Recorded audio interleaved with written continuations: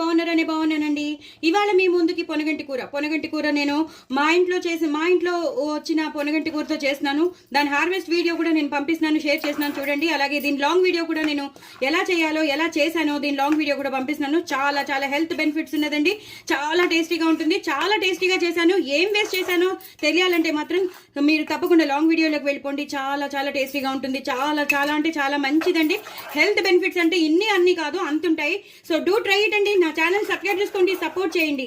ఇలాగే ఉండాలి, ఈ కన్సిస్టెన్సీలోనే ఉండాలి. వేడి అన్నంలో ఎక్కువ నెయ్యి వేసుకుని అలాగే చల్లమిరపకాయలు కానీ వడియాలు కానీ అప్పడాలు కానీ నంచుకోవాలి. ఏముంటే మీ ఇంట్లో ఏముంటే అవి నంచుకోవచ్చు. అలాగే చల్లమిరపకాయలు లేనప్పుడు మాత్రం ఎండుమిరపకాయలు వేయించేసి చక్కగా నూనెలో వేయించేసి అవి కూడా కలర్ మారే వరకు చేసేసుకుని వేయించేసుకుని నంచుకుని తినేయచ్చు. చాలా చాలా బాగుంటుంది. పొనగంటి కూర పప్పు అదిరిపోతుంది అంటే అదిరిపోతుంది. పిల్లలకి పెట్టండి, మీరు కూడా తినండి. చాలా చాలా ఎంజాయ్ చేయండి. నా కామెంట్ బాక్స్ లో పెట్టండి. నా ఛానల్ మాత్రం సబ్స్క్రైబ్ చేసుకోవడం అసలు మర్చిపోద్దు. బాయ్ అండి.